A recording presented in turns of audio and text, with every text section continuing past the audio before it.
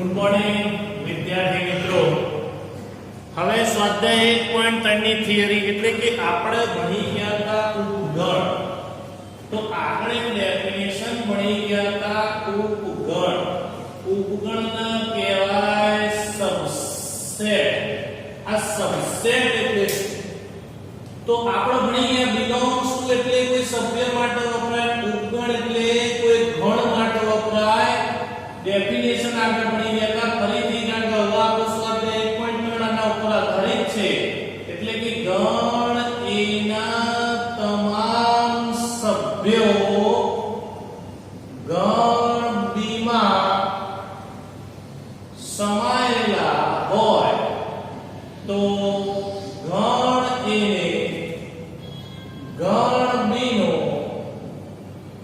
ઉપગણ કહે છે, જેને સંકેતમાં એ સબસેટ બી વડે દર્શાવાય છે.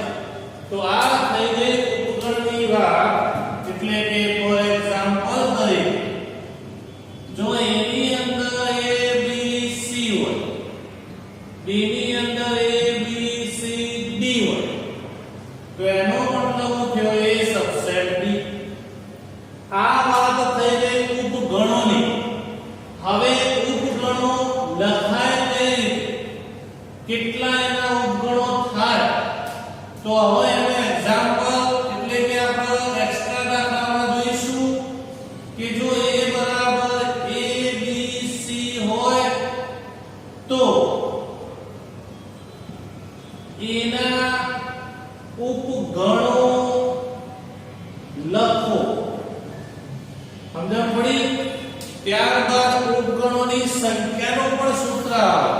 એટલે થિયરીની અંદર ઉપગણો તો ખરા જ, પછી આવો ઉપગણોની સંખ્યાનું સૂત્ર જે આપણે આગળ ભણી ગયા હતા 9 10 માં.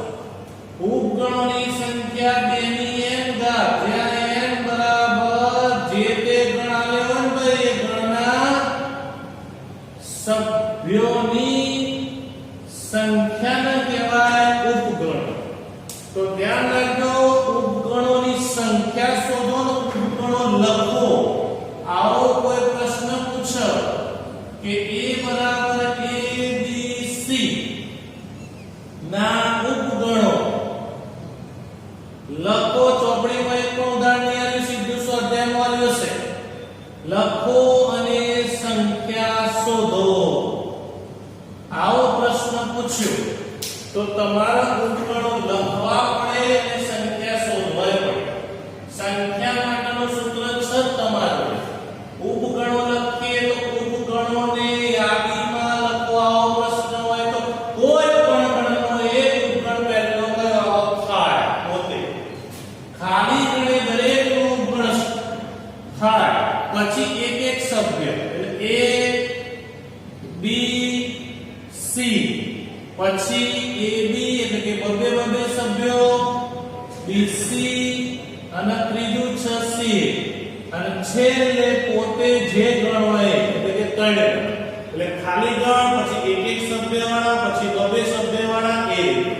તો ટોટલ 2 ની 3 ઘાત થવી જોઈએ કારણ કે n બરાબર 3. 8 ઉપગણો થવા જોઈએ. તો એ જ રીતે જો અહીં 8 ઉપગણો થઈ ગયા. હવે વાત આવી ઉપગણોની સંખ્યા. એટલે n બરાબર કેટલા છે 3. તો 3 માટે ઉપગણોની સંખ્યા 2 ની n ઘાત એટલે 2 ની 3 ઘાત કેટલા થઈ ગયા 8. તો આ રીતે તમે 3 સભ્યો હોય તો આ રીતે, 2 સભ્યો હોય તો એ રીતે, 4 સભ્યો હોય તો એ રીતે તમે ઉપગણો શોધી શકો. એક ઉદાહરણ હું એવું 4 સભ્યો માટે લઉં તો એક્સ્ટ્રા ઉદાહરણ લઈ લઉં કે ભાઈ a બરાબર પ્લસ માઈનસ ગુણ્યા અને ભાગ્યા ના ઉપગણો લખો અને સંખ્યા શોધો. માની લો પહેલા તમારું ઉપગણોની સંખ્યા શોધવી તો એ શોધી શકો. એટલે કે 2 ની 4 ઘાત 16 ઉપગણો થવા જોઈએ. હવે 16 ઉપગણો આપણે લખવા કઈ રીતે તો 16 હવે આ 16 ઉપગણો જે છે એ 16 ઉપગણો મારે લખવા છે. કઈ રીતે લખાય? તો આના જેમ જ કે ભાઈ પહેલા ઉપગણો કરીને એની તો પહેલો થાય, પછી એક એક સભ્યવાળો એટલે પ્લસ માઈનસ ગુણ્યા ભાગ્યા. ઓકે, આ થઈ ગયો તમારો 4. પછી બબે માં પણ આવશે પ્લસ માઈનસ માઈનસ ગુણ્યા ભાગ્યા. પછી પહેલું ત્રીજું એટલે પ્લસ અને ગુણ્યા અને માઈનસ અને ભાગ્યા. એટલે ટોટલ જો પ્લસ માઈનસ માઈનસ ગુણ્યા ભાગ્યા પ્લસ રહી ગયું એટલે છેલ્લું અને પહેલું રહી ગયું. પહેલું ત્રીજું અને બીજું ચોથું રહી ગયા. આ 6 ઘટકો તમારા થયા. હવે તતેડના સભ્યો તતેડમાં દોરવા માટે તતેડમાં લખવા માટે પહેલું બીજું ત્રીજું પછી પહેલું છોડી દેવા એટલે પ્લસ ને છોડી દો, માઈનસ ગુણ્યા ભાગ્યા માઈનસ ને છોડી દો, ગુણ્યા ભાગ્યા પ્લસ પછી ગુણ્યા ને છોડી દો, ભાગ્યા પ્લસ અને માઈનસ. આ તતેડ વાળા 4 થઈ ગયા. અને છેલ્લે પોતે ગણ એ એટલે 4 4. હવે તમે જુઓ તો છેલ્લે પોતે ગણ એ લખી દેવા તો ટોટલ 16 થવા જોઈએ. તો ગણી લો 1 2 3 4 5 6 7 8 9 10 11 12 13 14 15 પોતે 16 આવી ગયા. તો તમે સાચા. અને ત્યારબાદ ઉપગણોની સંખ્યા બરાબર 2 ની n ઘાત એટલે 2 ની 4 ઘાત એટલે 16. આ તમારો જવાબ. તો ઉપગણોની વાત પૂરી થઈ ગઈ. ઉપગણોના દાખલાની વાત પૂરી થઈ ગઈ. હવે સીધો તમને 1.3 માં તમે જોશો તો 1.3 માં તમને દાખલા નંબર 4 આપી દીધો છે. તમામ ઉપગણો લખો તે સંખ્યા શોધવાની કીધી નથી, માત્ર ઉપગણો લખો જ કીધું. એટલે આ રીતે તમારે ઉપગણો લખવાના. ધ્યાન રાખજો 1.3 નો દાખલા નંબર 4 પતી ગયો. દાખલા નંબર 1 પતી ગયો માં સમાયેલું એટલે આનું ઉદાહરણ કે જો ગણ એ બી માં સમાયેલો હોય તો એ સબસેટ બી છે, અને જો ના સમાયેલો તો એ not subset, does not subset, જે આગળ આપણે ડેફિનેશન ભણી ગયા. એ જ રીતે દાખલા નંબર 2 માં એવું ને એવું છે. દાખલા નંબર 3 માં આપણે જોવાનું છે અને ચકાસવાનું છે. દાખલા નંબર 4 1 થી 4 તમારા પતી ગયા. જો તો 1.3 માં 1 થી 4 સુધીના દાખલા આ ઉપર આધારિત છે. હા, અહીંયા જે એક્સ્ટ્રા દાખલા હું તમને કહું છું HW માં એ વર્ક કરીને લખવાનું. તો આવા 3 ઉદાહરણ ઉપગણોના 3 ઉદાહરણ જાતે લખવા, 3 ઉદાહરણ જાતે બનાવી તમારે લખવાના છે તમારી નોટમાં વર્ક કરી. ઓકે, આ ઉપગણોની વાત પૂરી થઈ. હવે ઉપગણોના ગુણધર્મ એટલે એક ટોપિક આપણો પૂરો બીજો. ગુણધર્મોની અંદર જેટલા નિયમો હોય, ચલો પહેલો નિયમ કે ભાઈ ખાલી ગણને એક જ ઉપગણ હોય છે. કોણ? તો જવાબમાં તે પોતે એટલે ફાયર. આ એનો જવાબ છે. પ્રશ્ન પૂછે કે ફાયર ખાલી જગ્યા ઉપગણ હોય એટલે એક જ પોતે ફાયર. ખાલી ગણ એટલે કે કોઈ પણ ગણ એ માટે વાત કરું તો 5 સબસેટ એ લખી શકાય. કારણ ખાલી ગણ એ દરેક ગણનો ઉપગણ થાય. એ સિવાય નંબર 2 ખાલી ગણ સિવાયનો કોઈ પણ ગણને સિવાયના કોઈ પણ ગણને ઓછામાં ઓછા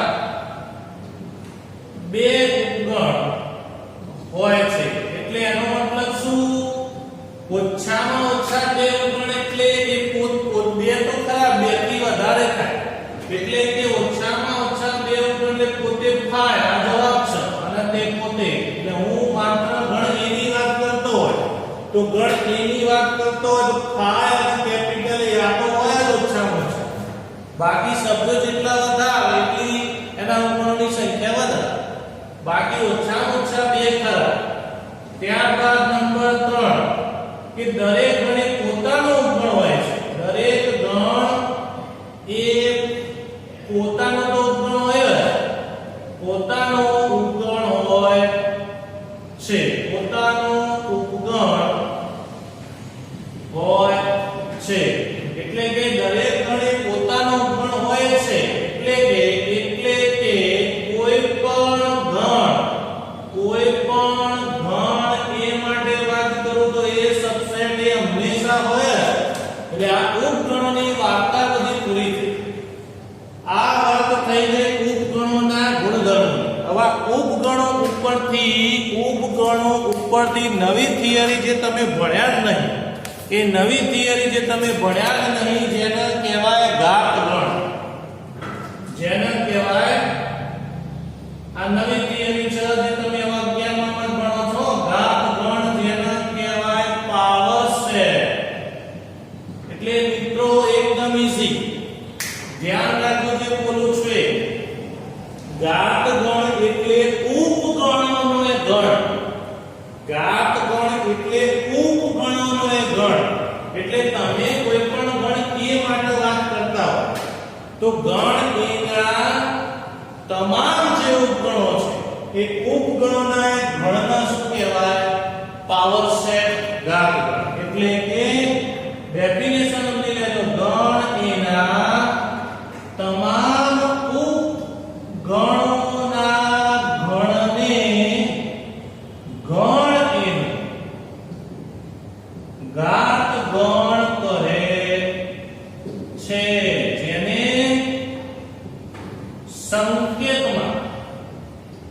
સંકેતમાં power set of A, P of A વડે દર્શાવાય છે. તો ધ્યાન રાખજો, પાવર સેટ ઓફ A એટલે શું? તો એના સભ્યોએ ઉપગણોની સંખ્યા જેટલા થાય ભાઈ. એટલે કે સૂત્ર શું બન્યું? તમને એવું પૂછવામાં આવે કે નંબર ઓફ P એટલે પાવર સેટના સભ્યોની સંખ્યા. તો પાવર સેટના સભ્યોની સંખ્યા કોના જેટલી થાય ભાઈ? તો 2 ની n ઘાત જેટલી થાય. જ્યાં n એટલે શું? તો ગણ એના સભ્યોની સંખ્યા, ગણ એના સભ્યોની સંખ્યા. એટલે એનો મતલબ જો ખબર પડી ભાઈ તો અહીંયા ઉપગણોની જે સંખ્યા થઈ, માની લો કે 3 છે તો 3 છે તો એના ઉપગણો કેટલા થાય? 8. તો તેનો ઘન 8 એટલે સૂત્ર એને એ થયું, પણ 8 જે બની ગયું એ શું બની ગયું? ઘાત ગણના સભ્યોની સંખ્યા. ફોર એક્ઝામ્પલ તરીકે એક ઉદાહરણ આપું. ઉદાહરણ તરીકે હું અહીંયા લખું છું એક્સ્ટ્રા, બુકમાં નથી, કે ભાઈ a બરાબર 5 લખું તો 5 ના નો ઘાત ગણ ખાલી જગ્યા છે આવું છે. તો ખાલી ગણનો ઘાત ગણ શું? પોતે એક જ, કારણ કે 5 ના ઉપગણોની સંખ્યા એ જ ઘાત ગણમાં. તો એનો મતલબ ફરક શું? તો P of A બરાબર મારા શું લખાય? ગણમાં થાય. આ જવાબ આવી ગયો, ગણમાં થાય. અને એમાં જો નંબર લગાવ તો એક આવે, 2 ની 0 ઘાત એટલે 1, 2 ની 0 ઘાત એટલે 1 થઈ જાય. તો ધ્યાન રાખજો, સભ્યોની સંખ્યા પૂછો તો 2 ની n ઘાત એના એ જ સૂત્ર, ઉપગણોની સંખ્યા પૂછો તો એ સૂત્ર એના એ જ. ફરક એટલો છે કે ઉપગણોની સંખ્યા બતાવો, પેલી ઘાત ગણની સભ્યોની સંખ્યા બતાવો. ઘાત ગણના સભ્યોની સંખ્યા એ જ ઉપગણોની સંખ્યા છે. આ મગજમાં છાપી ગયું. હવે બીજું ઉદાહરણ એવું પૂછો કે ભાઈ a બરાબર તમને a b ને c કીધું, તો ના નો ઘાત ગણ શોધો, આવું પૂછો.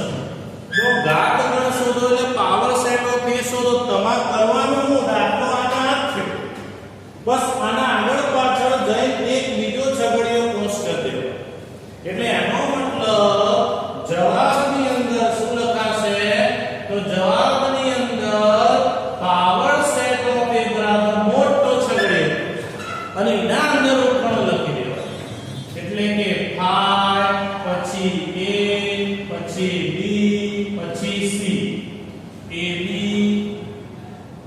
BC CA અને છેલ્લે પોતે ABC લખો અથવા આખો ગણ A લખો. તો આગળ પાછળ છગડીયો કૌંસ ભૂલતા નહીં. તો હવે સાહેબ અમને ખબર પડી ગઈ કે ઉપગણોનો સભ્ય એટલે કે ગણની અંદર સભ્ય હોય એ બિલોંગ્સ ટુ દર્શાવો. પણ ઉપગણનો ગણ એટલે એ જ સભ્ય જે છે એ અહીંયા પાવર સેટ માટે બિલોંગ્સ ટુ થઈ જાય અને ગણ માટે ઉપગણ થઈ જાય. તો ધ્યાન રાખજો, આના ઉપરથી આપણે શું શીખ્યા? આના ઉપરથી શીખ્યા કે ભઈ પાવર સેટની અંદર પોતે જ સભ્ય છે, એ સભ્ય બિલોંગ્સ ટુ બની જાય કારણ કે ગણ પોતે સભ્ય બની ગયો. પાવર સેટની અંદર ગણ પોતે સભ્ય બની ગયો. જ્યારે સાદા ગણની અંદર સભ્ય કરે એટલે આમાં બિલોંગ્સ ટુ વપરાય. સમજ્યા? આમાં બિલોંગ્સ ટુ વપરાય પણ હું એનો ગણ કરું તો એ માટે સબસેટ. એટલે સંબંધ કેવો બન્યો કે એની વાત કરું તો એનો સબસેટ એ કહેવાય, એનો સબસેટ એ કહેવાય. પરંતુ એ જે છે એ પાવર સેટ માટે શું બની જાય? બિલોંગ્સ. ગણ એ એનો ઉપગણ ખરો પણ એનો ઉપગણ. તો ગણ પોતે ગણનો ઉપગણ થાય પણ પાવર સેટનો શું થાય? સભ્ય બની જાય. પાવર સેટનો એ શું થાય? સભ્ય બની જાય. એટલે હું અહીંયા સ્મોલ a એ માત્ર ગણમાં લખું તો belongs to power set of a. પરંતુ માત્ર એ લખું તો સોરી આ પાવર સેટને દૂર કરું તો એ જ ગણ મારા માટે શું બની જાય? સબસેટ. એટલે પાવર સેટ એટલે કે ઘાત ગણ અને ઉપગણ આટલો ડિફરન્ટ છે. ઉપગણની અંદર કોઈ પણ ગણ સબસેટ બની જાય, ઉપગણની અંદર કોઈ પણ ગણ સબસેટ બની જાય, પણ એ જ જે ગણ છે પાવર સેટ માટે બિલોંગ્સ ટુ બની જાય. તો ધ્યાન રાખજો, આ મગજમાં છાપી દેજો, ભૂલ ના થાય. હજુ હું આનો બીજો છગડીયો કૌંસ કરું આગળ પાછળ તો સબસેટ આવે. એટલે આ વાત થઈ ગઈ ઘાત ગણની મોસ્ટ આઈએમપી થિયરી. અને આ ઘાત ગણ ઉપરથી તમે જોઈ શકો પાંચમો દાખલો પાવર સેટનો છે, પાંચમો દાખલો તમારો પાવર સેટનો છે. તો અહીં આગળ તમારા દાખલા નંબર 5 સુધીનું કામ મારા તરફથી પૂરું થયું. તમારે પ્રેક્ટિસ કર્યા પછી તમને ખ્યાલ આવશે. લખી દો આટલું પહેલા. ઓકે,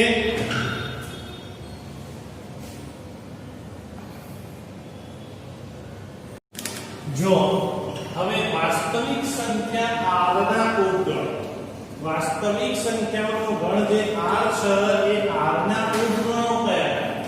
તો r ના ઉપગણો આપણે ભણી ગયા અનંત ગણોની વાત છે. તો r ના ઉપગણો કયા કયા થાય? n z q અને પોતે r. એટલે એના ઉપરથી સંબંધ બન્યો n subset z subset q subset r. એટલે આ બની ગયો તમારો r ના ઉપગણ. હવે r ના ઉપગણો તરીકે અંતરાલની વાત કરીએ. વાસ્તવિક સંખ્યા r ના ઉપગણો તરીકે હવે અંતરાલ. અંતરાલ એટલે શું? હવે બધી જ વાત માની કરીશું આપણે કેપિટલ r ની. કેપિટલ R આવે એટલે અસમતાઓ આવે, લેસ ધેન, ગ્રેટર ધેન, આ બધી અસમતાઓ. કારણ એમાં સભ્યો નિશ્ચિત ના હોય. Q ના આવી જાય, R ના પોતે આવી જાય, N આવી જાય, Z આવી જાય, બધા જ સભ્યો અપૂર્ણાંક આવી જાય, પૂર્ણાંક આવી જાય, બધું આવી જાય. એટલે તમે એના સભ્યોને અંતરાલ તરીકે દર્શાવી શકો. હવે આ અંતરાલો ટોટલ 4 છે. એમાં પહેલો વિવૃત અંતરાલ. આ વિવૃત અંતરાલ એટલે શું? જેને કહેવાય ઓપન ઇન્ટરવલ એટલે શું કે ઓપન ઇન્ટરવલ એટલે એવો ગણ કે જેમાં કેવા સભ્યો કે એવો ગણ કે જેમાં x એ ક્યાં હોય a અને b ની વચ્ચે હોય જેને કહેવાય ઓપન ઇન્ટરવલ. આ રીતે લખો એટલે કે કૌંસમાં a b ગોળ. ઓપન એટલે ગોળ. યાદ રાખો ગોળ a b નો અર્થ એવો થાય કે ભાઈ આની અંદર એવા સભ્યો આવો કે જે a અને b ની વચ્ચે હોય એટલે કે a less than x less than b. તો આને શું કહેવાય? વિવૃત અંતરાલ કહે છે. શું કહે? વિવૃત અંતરાલ કહે છે. એટલે કે ફોર એક્ઝામ્પલ તરીકે કોઈ પ્રશ્ન આવ્યો જેનો જવાબ આવ્યો -3 less than x less than 3, તો હું આને શું લખી શકું? ઓપન ઇન્ટરવલ -3 થી 3 લખી શકું. ઓપન ઇન્ટરવલ -3 થી 3 નો બીજો અર્થ થાય -3 થી 3 ના વચ્ચે ab r ની કિંમત.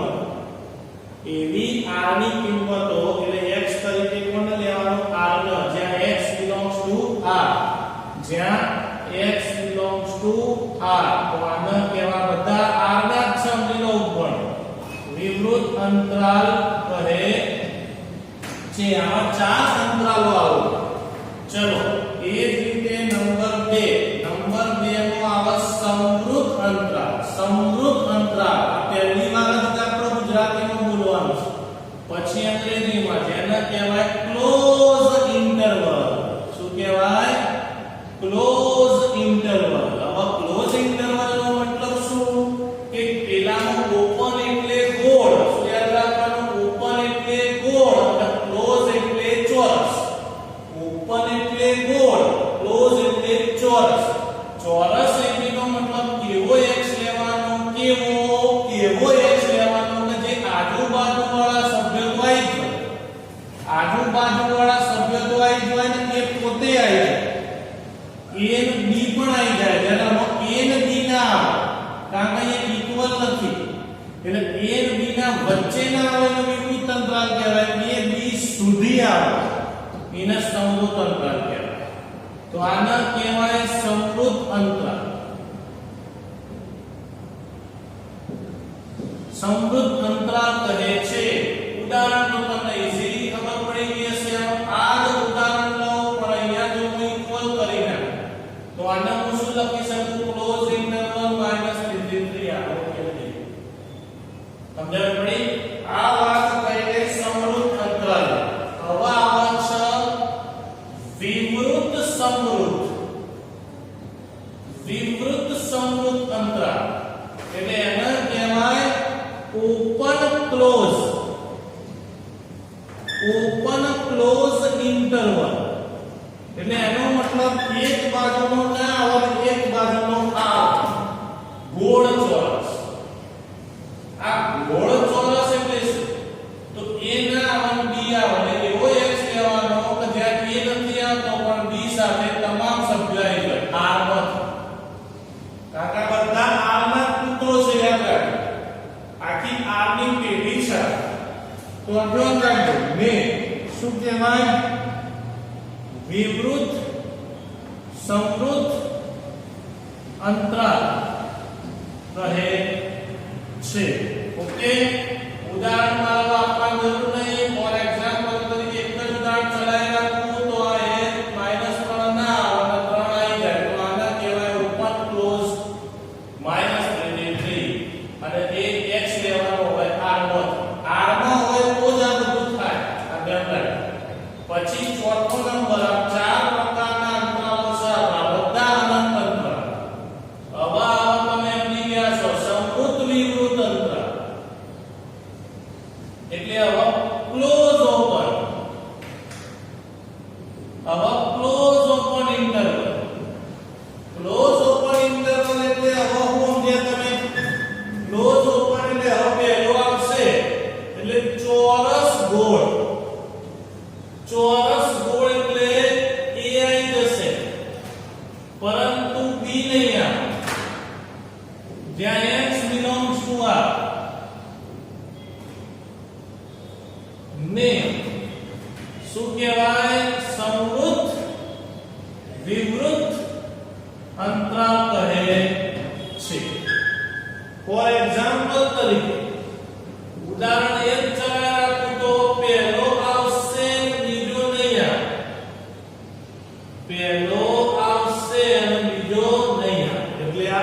ઓપન આવી ગયું તો એને કહેવાય ક્લોઝ ઓપન. એટલે લખાય શું ભાઈ? ચોરસ ગોળ. શું લખાય? ચોરસ ગોળ.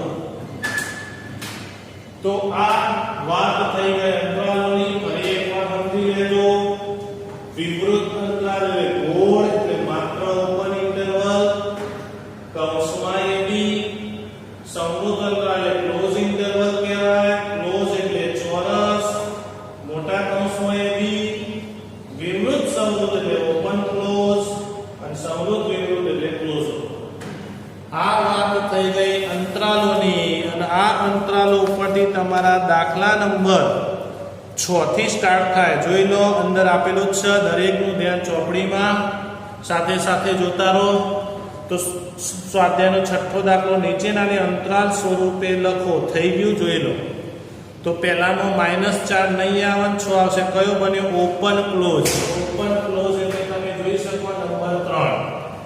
એવી જ રીતે બીજામાં જોવો તો બીજામાં 2 માં ઓપન એટલે પહેલો વિવૃત અંતરાલ ઓપન ઇન્ટરવલ -12 થી -10.